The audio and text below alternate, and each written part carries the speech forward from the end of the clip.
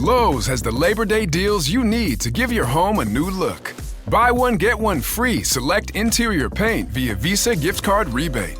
Then, add the final touch with 2 for $8 on select 2.5 or 3-quart mums. Refresh your home and save big while doing it. Lowe's, we help, you save. Valid through 9/3. Mums offer in-store only. Selection varies by location. While supplies last. More terms and restrictions apply. See Lowes.com/rebates for details. All right. Ever wondered what really goes on inside a firehouse? Or what makes those first responders tick? We're about to find out. Today we're diving deep into the world of Chicago Fire, that long-running TV show about firefighters and paramedics in, well, Chicago. Now, sure, it's fiction, but the show draws on real experiences and tackles relatable human drama. Perfect for our deep dive today. Absolutely. We're going to learn what makes this show tick. Its characters, its themes, what makes it so gripping.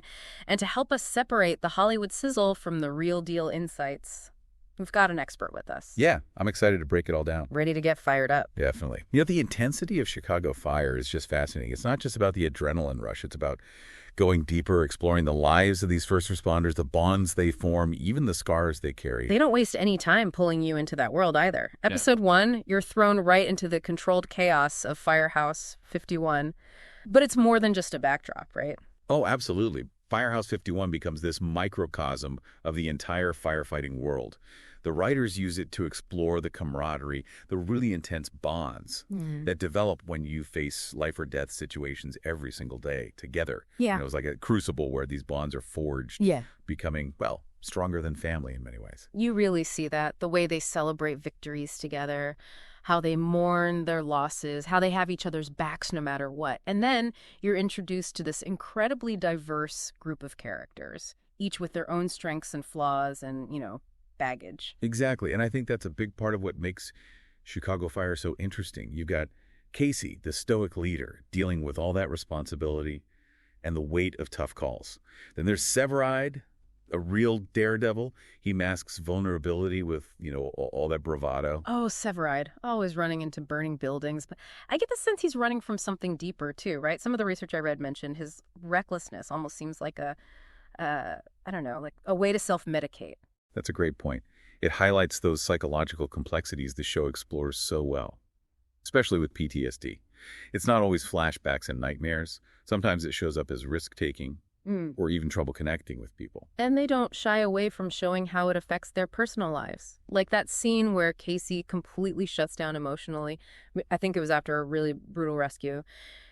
His partner, Gabby, tries to connect with him, but he can't or won't let her in. That scene is so powerful because it shows how trauma from the job spills over into everything.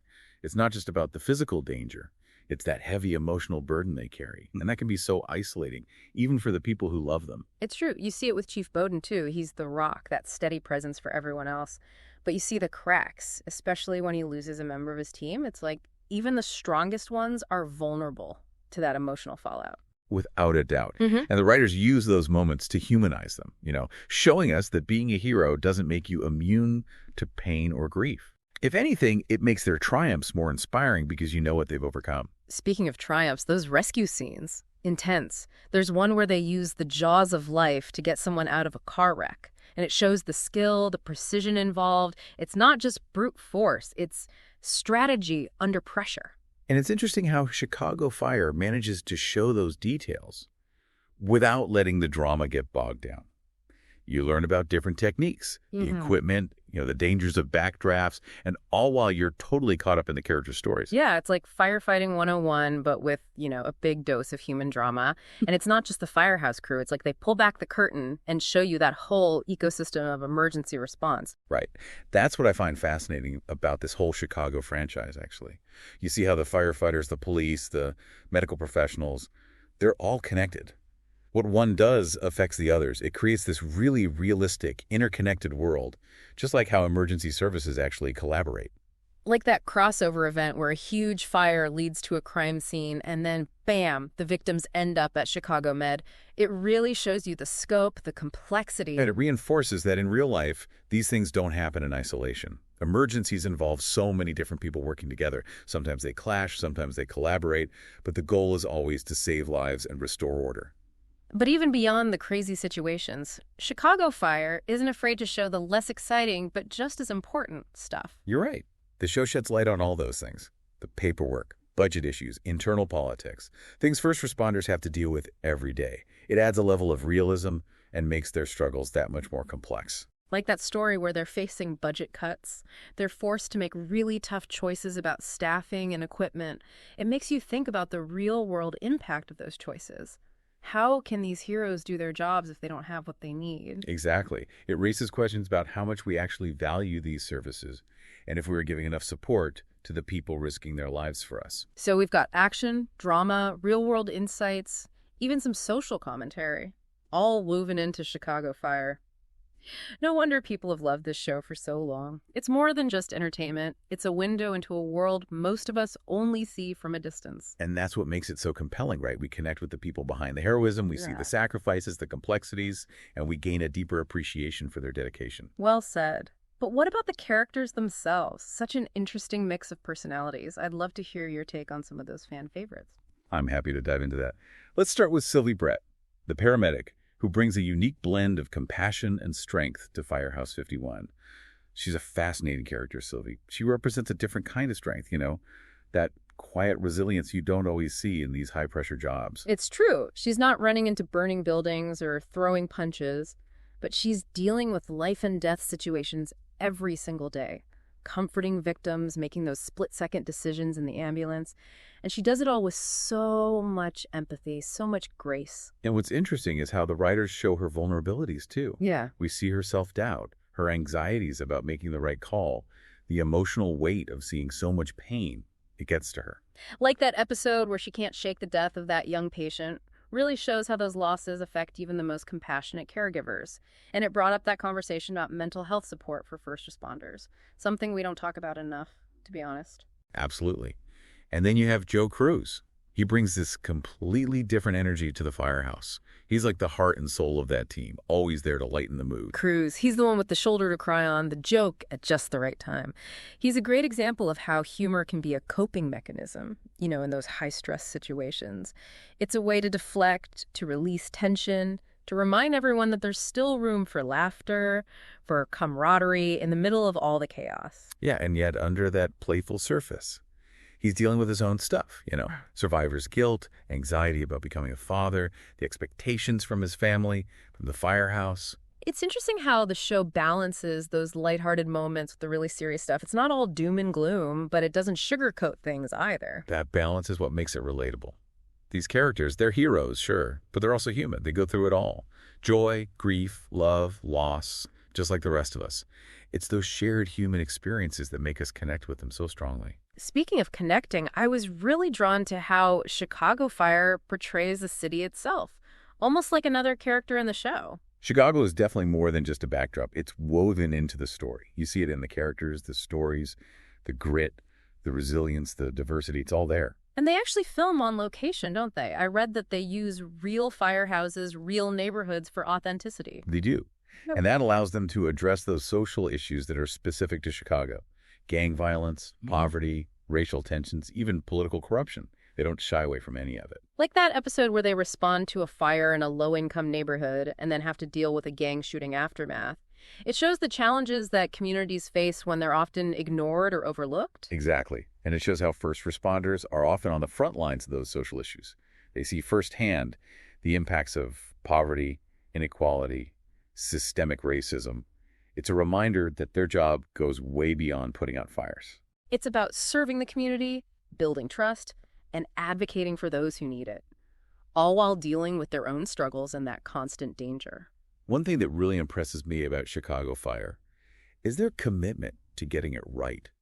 Not just the firefighting techniques, but the emotional and psychological side of the job, too. I was reading about that, how they consulted with real Chicago firefighters and paramedics, even trauma therapists, to make sure they were portraying things accurately. And you could see it. The way they depict PTSD, for instance, it's nuanced, real.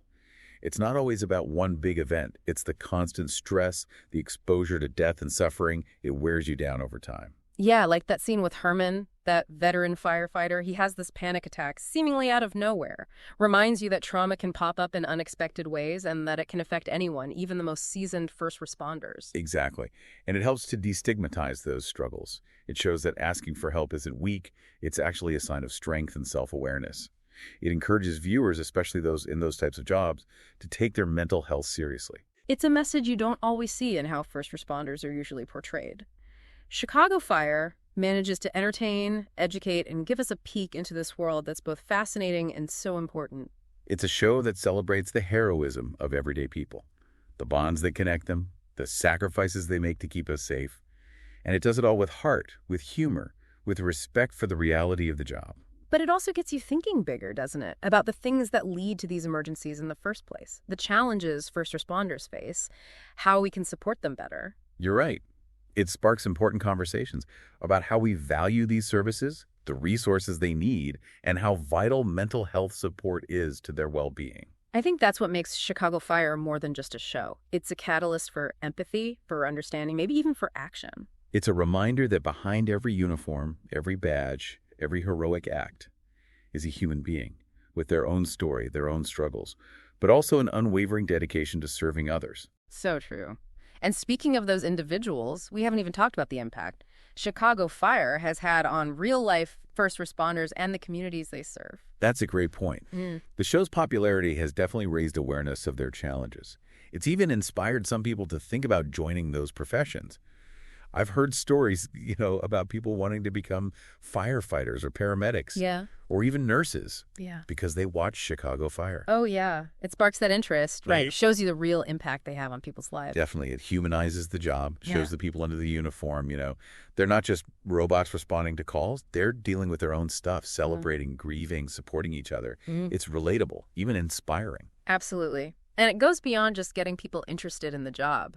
Chicago Fire has brought attention to important things like fire safety, the importance of smoke detectors, even blood donation. They work these messages right into the stories, and they reach so many people that way. Right.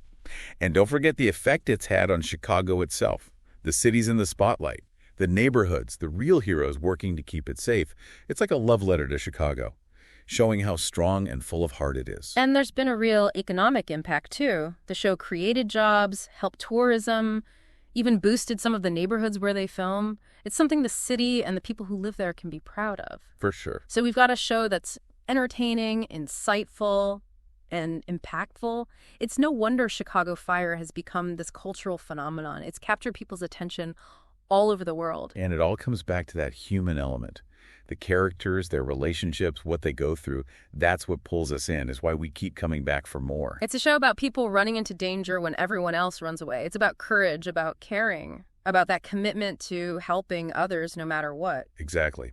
And it reminds us that even when things are tough, there's still hope, there's resilience, and there's a reason to believe in the good in people. So well said. As we wrap up our deep dive into Chicago Fire, what's the biggest takeaway for our listeners? I think it's recognizing that heroism isn't about superpowers. Yeah.